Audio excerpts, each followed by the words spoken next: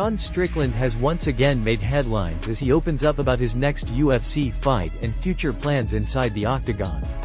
Following a period of suspension due to his involvement in a brawl at a Tough Enough event, the former UFC middleweight champion is eager to return to action and reclaim his position among the division's elite. Before the summer began, Israel Adesanya had expressed interest in running things back with Strickland after their previous clash, especially during his training sessions with David Goggins. However, as time has passed, the possibility of that rematch seems to be fading. Despite many fans calling for it, Strickland himself doesn't appear too eager to face Adesanya again. In a recent interview with MMA Junkie, Strickland made it clear that he's not focused on chasing a rematch with the last stylebender. "I don't want Izzy. I'm not going to fight Izzy," Strickland stated bluntly. "I think he's an easier fight for me, but that's not what I want. I want to fight that little chin. I want someone like Fluffy. That kind of fight puts me back in title contention." Strickland was referring to Anthony "Fluffy" Hernandez, who has been making waves in the middleweight division with his relentless grappling heavy style. Strickland compared Hernandez to Khamzat Chimaev, calling him the American Chimaev. He explained that a dominant performance against a grappler of Hernandez's caliber would not only showcase his own underrated wrestling abilities but also push him closer to another title opportunity. "If I just go out there and out-wrestle that guy for 5 rounds, it's like, alright, you go beat your cans and let me know when you're ready," Strickland continued. "That's what I'm looking for, fights that put me back in the title picture. I'm one of the best grapplers in the UFC. I just don't get to show it. But I am one of the best grapplers in the UFC." Despite being known primarily for his striking and constant forward pressure, Strickland insists that his grappling game is elite and that fans haven't yet seen the full extent of his skill set. He believes a fight against Hernandez would be the perfect opportunity to remind everyone of his versatility. As for his suspension, Strickland admitted that he hasn't yet completed the anger management training required to reduce its duration. However, he emphasized that if the UFC offered him a fight before the end of the year, he would complete the program immediately to get back inside the cage sooner. If not, he's content to wait until January to make his official return. This measured yet determined approach shows a more disciplined side of Strickland, who seems focused on rebuilding his path toward championship contention. Whether his next opponent is Hernandez or another top contender, one thing is certain: Sean Strickland is ready to return to the Octagon and remind everyone why he remains one of the most unpredictable and dangerous fighters in the UFC's middleweight division. Tensions continue to rise between Ian Garry and Belal Muhammad as their anticipated UFC clash draws closer. The war of words has officially begun, and Ian Garry wasted no time taking aim at the former welterweight champion, calling him out for what he considers poor fight strategy and past performances. In a recent Instagram video, Garry didn't hold back, labeling Belal Muhammad an idiot for his approach during his title defense against Jack Della Maddalena at UFC 315 in Montreal.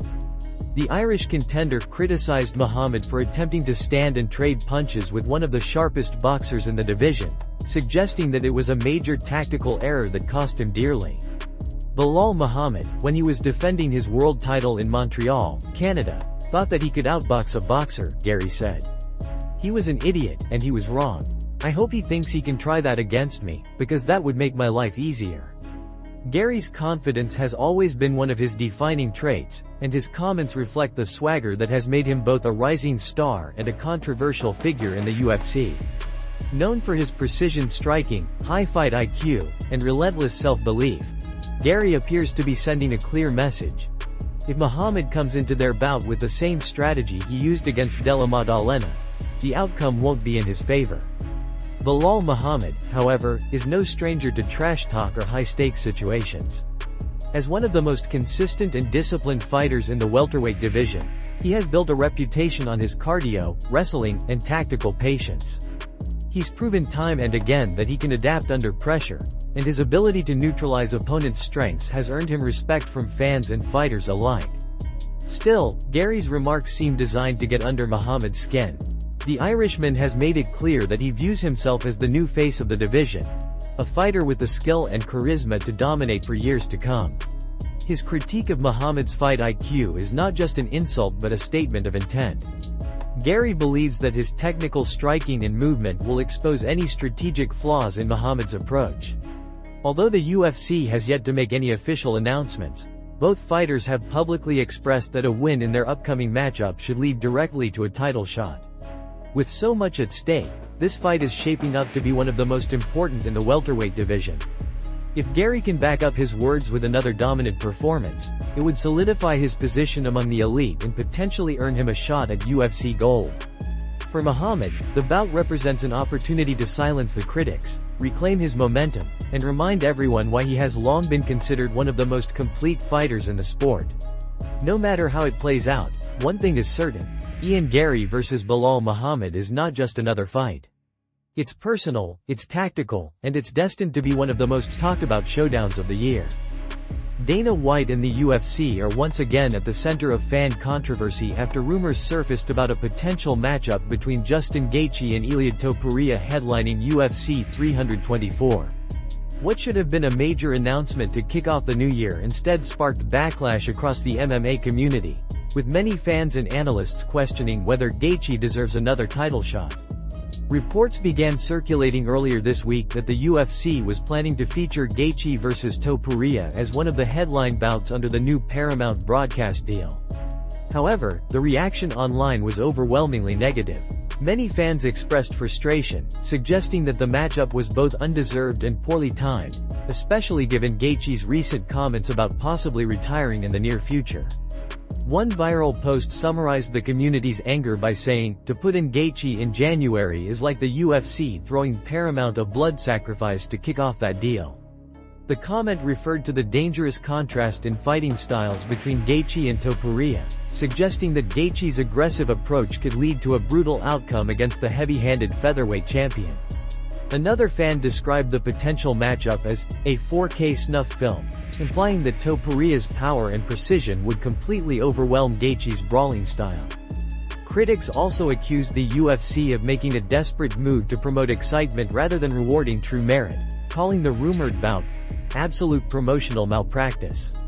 Some fans proposed alternative fights that they felt would make more sense, such as Ilia Topuria vs Paddy Pimblett, a clash that has been teased online and would undoubtedly generate massive attention. Many argued that a fight like that would be a better way to capitalize on Topuria's rising star power and the UFC's growing audience under the Paramount deal. The backlash didn't stop there. Fans continued to express their dissatisfaction with the idea of Gaethje getting another title opportunity. One comment read, "Who wants to see brain-dead Gaethje in another title fight? Anything other than Topuria vs Paddy is a mistake." Others went further, calling the potential matchup one of the most undeserving title shots in recent memory. Critics also raised the issue of Gaethje's career trajectory, pointing out that the veteran lightweight has already hinted at retirement. "Do you really want Gaethje getting the belt when he's openly talked about retiring?" one fan asked. If Justin Gaethje gets a title shot in 2026, what a horrible way to start the Paramount era. As the debate continues, the UFC has yet to officially confirm or deny the fight. Still, the widespread backlash demonstrates just how passionate MMA fans are about matchmaking and fairness within the sport. For many, this rumored bout represents a potential misstep at a crucial moment: the launch of a new broadcast partnership that promises to shape the future of the UFC's brand. Whether or not the UFC proceeds with Gaethje vs Topuria, one thing is clear: fans are paying attention, and they're not afraid to voice their opinions when they believe the sport's integrity is at stake. Dana White and the UFC now face a critical decision, one that could either excite the fanbase or further divide it as UFC 324 approaches. Joe Puffer continues to climb the UFC middleweight ranks and has now set his sights on some of the division's biggest names, including a potential showdown with Paulo Costa. Following his impressive victory at UFC 320, Puffer is proving that he's more than just a knockout artist and that his all-around skill set makes him one of the most dangerous rising contenders in the sport. At UFC 320, Puffer faced Abu Sufyan Magomedov in a bout that initially tested him early. After a slow start in the first round, the Philadelphia native regrouped and came back strong in the second, securing a dominant submission win. Speaking to Full Send MMA after the fight, Puffer was candid about his performance, admitting that he struggled to find his rhythm early on. "I was about to fall asleep in the back," Puffer admitted. "I don't know what happened with my hydration or what I did wrong. Mentally, I felt clear, but physically I just couldn't get going. Maybe the weight cut or rehydration wasn't right for me. Once I realized I was down a round, I told myself, alright, let's go. 5 minutes went by fast, but I knew I had to step it up in the second." The win marked Pfeiffer's third consecutive victory inside the Octagon and followed a solid decision win over former contender Kelvin Gastelum earlier in the year. With his confidence growing and momentum on his side, Puffer made it clear that he's ready for the division's upper echelon.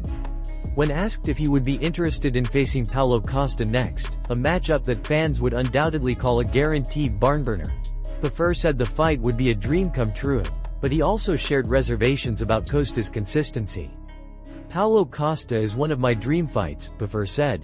"But he's too inconsistent. One day he's fighting, the next day he's not. I don't want to deal with that. I'm looking for opponents who are active, guys who want to climb toward the belt. I'm not sure Costa even wants to make that run again. He looked great in his last fight, but I'm really more interested in fighting Jared Cannonier or Marvin Vettori. Either one would be an incredible opportunity." Interestingly, Pfeiffer's victory came via submission, something that surprised many, given his reputation as a powerful striker. However, the Philadelphia native reminded everyone that he's far from one-dimensional. "I've always had good jiu-jitsu," Puffer explained. "I just don't like to use it much. I'm a live by the sword, die by the sword kind of guy. But I know I should probably start showing more of that side of my game." He also revealed that teammate Sean Brady recently encouraged him to lean into his grappling more often. "Sean told me, 'You've got good grappling, man. We've had tough rounds. He has to work hard against me. So I know I can hang with the best on the ground.'" As Puffer continues to evolve as a fighter, his growing versatility, combined with his knockout power, makes him one of the most intriguing rising stars in the middleweight division. Whether it's Costa, Cannonier, or Vettori next, Joe Puffer is clearly ready to take on anyone standing between him and a future UFC title shot.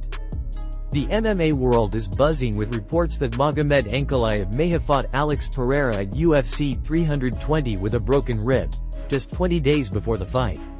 The revelation has sparked intense debate across the community, with some fans defending Ankalaev's toughness, while others question the decision to let him compete in such a compromised condition.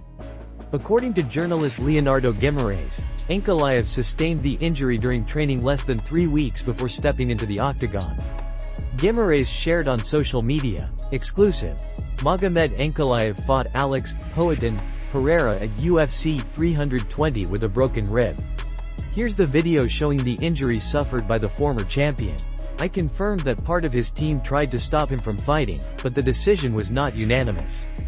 He also released footage of Ankalaev receiving medical treatment leading up to the bout, adding credibility to the report. The news quickly ignited strong reactions online. Prominent MMA analyst Luke Thomas weighed in, saying, "Fighting with a broken rib is such a remarkably bad idea. I'm going to assume the commission didn't know, but certainly his inner circle did. Sending him out there in that condition, especially against someone like Pereira, is begging for catastrophe." Many fans echoed Thomas's sentiment, pointing out the dangers of fighting with such an injury against one of the most powerful strikers in the sport. Others, however, dismissed the revelation as an excuse for Ankalaev's first-round knockout loss, which occurred just 90 seconds into the fight. "It's a legit excuse," one fan wrote, "but you got knocked out in a minute and a half. That has nothing to do with your ribs." Still, some fans expressed empathy, believing the report entirely. "I fully believe he went into that fight with a broken rib," another wrote. "But that had nothing to do with getting cracked by Alex. Pereira hits like a truck, injury or not, that shot was ending the fight." Interestingly, one fan theorized that the injury might have been leaked before fight night, writing, "Somebody at the pipe probably told Alex's camp about it. That's why Pereira came out so aggressive. He knew Ankalaev was hurt." Not everyone agreed that the rib injury played a role in the outcome. Even if he didn't have a broken rib, a fan argued, he still would have been pressured, kicked hard, and forced to switch stances. That punch that dropped him had nothing to do with his ribs. Meanwhile, Ankalaev's manager Ali Abdelaziz appeared to hint at internal issues within the fighter's camp. Following the bout, Abdelaziz posted on Instagram, There were a lot of things that happened with Ankalaev's camp, but it's for him to talk about, not me. If it were up to me, he shouldn't have fought. But he's a grown man. He makes his own choices. Adding to the post-fight drama, Yuri Prochazka, another top contender, addressed the tension surrounding Ankalaev's camp during an appearance on the Ariel Helwani show. Prochazka revealed that he almost confronted Abdelaziz and Ankalaev before the fight but was advised by his coach to stay focused. I was ready to go to them and ask, "Why are you saying these things?" My coach told me to calm down and focus on myself, and I'm glad I did, Prochazka said. As the dust settles, questions remain about Ankalaev's health and future. Neither his team nor the UFC has confirmed the injury's severity, and no official update has been given on when Alex Pereira might return to defend his title. One thing is certain. Fighting through such an injury underscores the brutal nature of the sport, and the fine line between courage and risk that every fighter faces inside the octagon.